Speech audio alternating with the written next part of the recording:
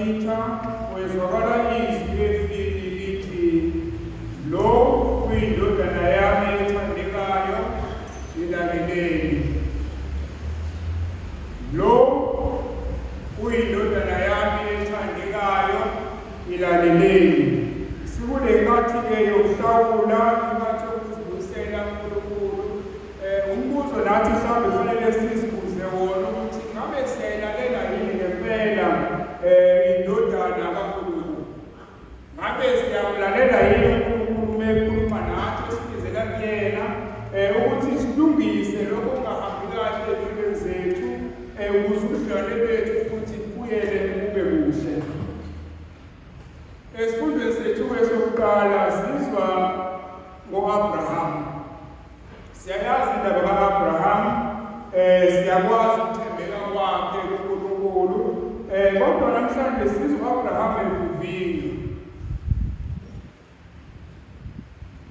U-Abraham njenganathi sonke sikhona la ekukhuleni kwakhe noma empilweni yakhe wayenazo izifiso ayenazo, wayenazo izinto ayilangazelelayo nayithandayo empilweni, wayekhulekela uNkulunkulu, kodwa uNkulunkulu akazange amuphe umntwana kwaze kwaba usekhule kakhulu. Wathi nonkosikazi wakhe wagcina naye engasakholwa kahle ukuthi kusangenzeka yini ukuthi bathole umntwana.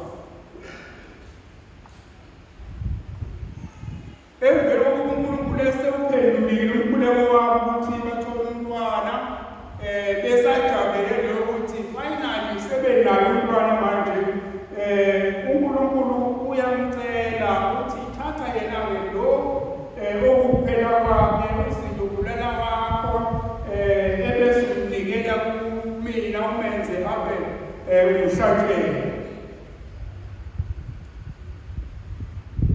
Abanabo abantwana bangangifakazela ukuthi bangabe unomntwana wokuphela kwakhe bese kuthiwa yebo kade umlindile esinye isikhathi, usumtholile manje, kodwa-ke letha yena azomhlatshelo.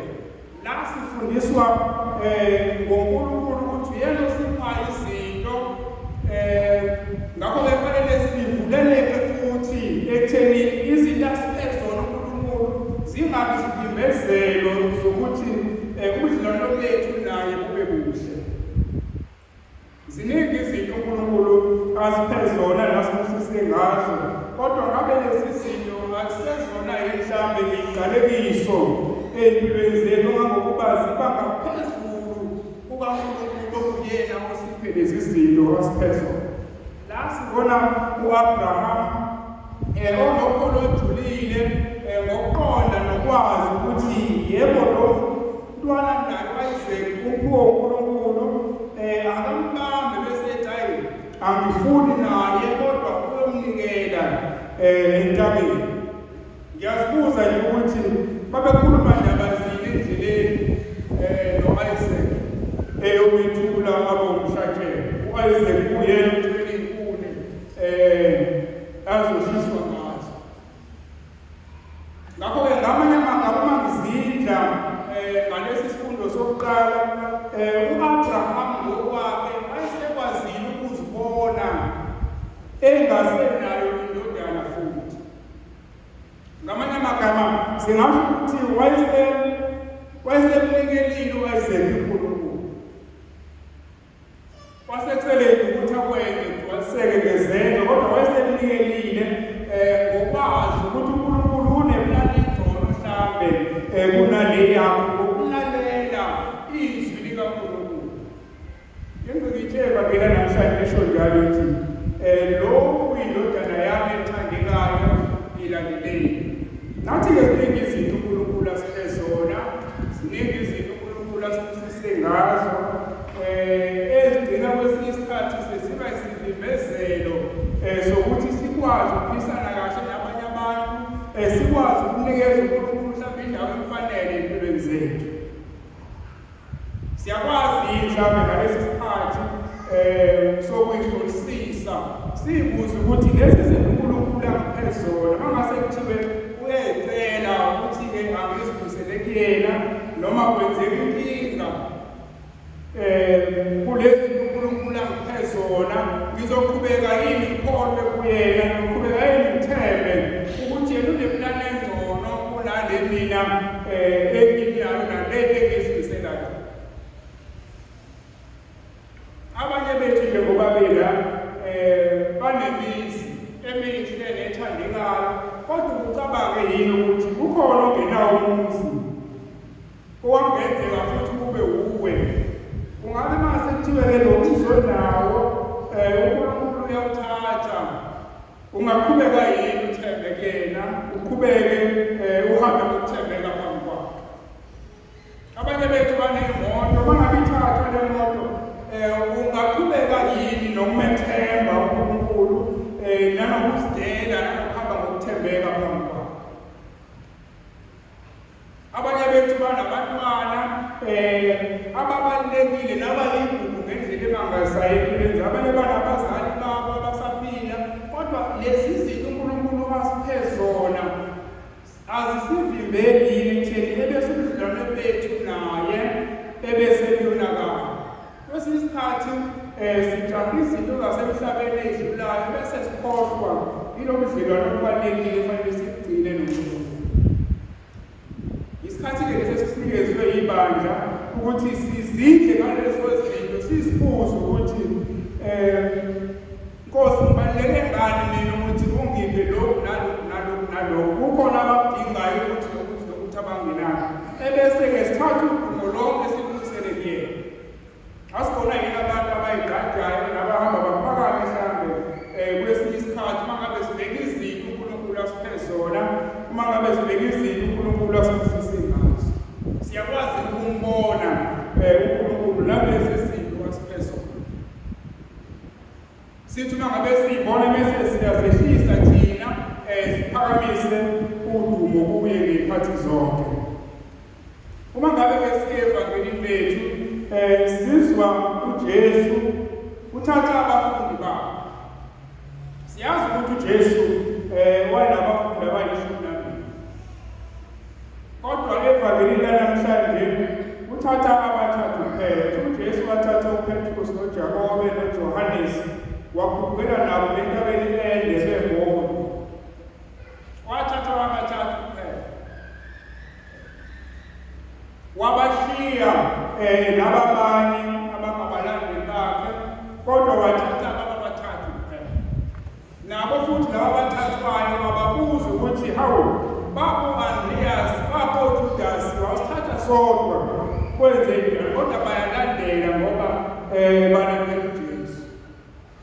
Okuwubizo lwethu-ke nathi njengabalandeli bakaKristu ukuthi akufanele kakhulu sibheke ukuthi obani benzani ebese nathi sifuna ukuyifanisa nabo noma sifune ukuyilinganisa. Ngaso sonke isikhathi sikwazi ukuthi uma ngabe uNkulunkulu ekhuluma nathi noma esithini ukwasenza okuthize, kodwa sifuna ngaso sonke isikhathi ukuthi singaba kwi-crowd, singaba kuqaba, sihambe nomhinga wonke. Kodwa uJesu la usivezela into ekhethekile ukuthi yebo babe yishumi nambili, kodwa uma ngabe sefuna ukuyiveza ubuNkulunkulu bakho, uma ngabe sefuna ukuvela ngekhazimula, akasabathathanga bonke abafundi bakhe.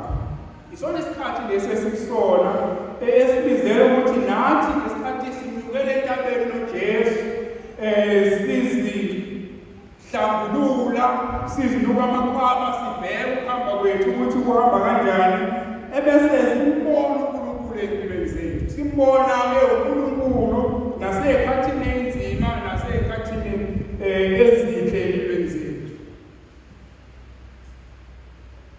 Abafundi bakhuphuka-ke entabeni basibona lesi simangaliso ababengasiqondanga nabo noma bengezwa futhi laphaya. Uma ngabe sethi uJesu lingatsheli muntu ngalokhu eliyibonile, kodwa kugcineni nina kuze kuba indodana yomuntu iyavuka kwabafileyo. Bengaqondi ngoba uJesu ngalesa sikhathi wayekade umuntu nje noma umfundisi, kodwa wayengakazivezi njengoNkulunkulu, wayengakazivezi njengomsindisi. Kodwa babili abafundi abathathu babanalesi sibusiso sokumbona ebuNkulunkulwini bakhe. Ngesikhathi-ke sikusona sisibizela kulokhu ukuthi ekuhlambuleni kwethu sizila ukudla, siyabantu abaphila ngomkhuleko, siyabantu abenza imisebenzi yesihawu. Kungabi nje ukwenza lokho ngoba kuthiwa sikwenze, kodwa kufanele kusiguqule empilweni zethu, kufanele kusikhulise ekubeni ngabalandeli bakaKristu, ebese siyambona uNkulunkulu empilweni zethu enguNkulunkulu. Kunoma zikhona iy'ngqinamba noma lukhona usizo lukhona, kodwa silokhu simbone njalo uJesu empilweni zethu. Lithi uma liqhubeka ivangeli lithi kwathi uma ngabe sebembozwe yifu lavela izwi elithi lo kuyindodana yami ethandekayo eyilaleleni, ababe besabona muntu emva kwalokho kuphela uJesu. Babebona uMose no-Eliya ekhuluma noJesu, base bembozwa yifu. Uma kusuka yifu babesabona umuntu omunye kodwa babona uJesu. Siyakwazi ukuthi ukumbona uJesu komunye njengoba simthelela. Siyakwazi ukuthi nasemalungeni athize emndeni yethu noma emphakathini yethu noma bewuhlupho noma bewusizi, kodwa sibone uJesu ophilayo nokhona kumuntu nomuntu esihlangana naye phakathi. Ebese siyazehlisa simphathe lo muntu njenganomuntu owaqhube ngethwebo lomfanekiso kaNkulunkulu. Siyakwazi ukubona uJesu ey'mpilweni zethu nasey'mpilweni zabantu esiphilisana nabo emphakathini. Indlela esiphilisana nabantu ngayo kungabe uyaveza yini ukuthi siyazana naye, sihamba naye, siphila naye. Kwesinye isikhathi asidingi nokuthi size sishaye isiphambano noma size sibatshele abantu ukuthi singamakholwa, kodwa ukukhuluma kwethu nokwenza kwethu nangendlela esibaphatha ngayo abantu kufanele iyikhulumele yona ukuthi singabantu abazanayo noKristu, singabantu abayizandla zakhe, abazinyawo zakhe, abayimilomo yakhe. Kuyamangazeke eMzansi kuzukhetho manje itopic esensitive ngendlela emangazisayo, kodwa engiye ngizibuze kona mina ukuthi wonke umuntu ukhala ngenkohlakalo, wonke umuntu ukhala ngezinto eliphezulu lenkohlakalo, kodwa akekho noyedwa ovela obala ukuthi ngiyingxenye yenkohlakalo mina, ngiyaphuma manje ngicela nivuke ekuseni. Kodwa lona lo sikhomba abanye sikhombana ngemini ukuthi kwaze kwakhwabaniswa, kwaze kwanzima eMzansi, kodwa akekho ovela ukuthi bengiyingxenye yokukhwabanisa, ngicela ngiphele umkhuleko ke ukuthi makushaya iPhasika nami ngiyigubhe ngenhliziyo emsulwa nenhliziyo ekhulekile. Kwangathi uNkulunkulu bangasipha amandla esiwadingayo kunjengoba silungiselela ukugubha umkhosi wePhasika, umkhosi odlula yonke eminye imikhosi esingayigubha. Sishaye lesa sikhathi sabantu abafanele nabantu abahlambulukile ngempela. Sithi uma ngabe sithi uJesu uvukile kwabafileyo, sibe simuzwa nasey'nhliziyweni zethu nasey'mpilweni zethu ekhazimula, simuzwe hamba nathi. Sithi uma sibheke emuva sibone ukuthi ngaphambi kokuthi ngiqale inkathi yokuhlawula ngangilapha, ngiyabonga uNkulunkulu ngoba usungithathile laphaya ebumnyameni noma ebubini besono wazokubeka. Ngiyakudumisa ngaloko, ngizimisele futhi ukuzinikela kuwena ngokuphelele. Kwangathi uNkulunkulu-ke angasipha lelo grasiya elinjalo, ebese siqinisa ukuthi sihambe ngokuthembeka kuyena ngey'khathi zonke.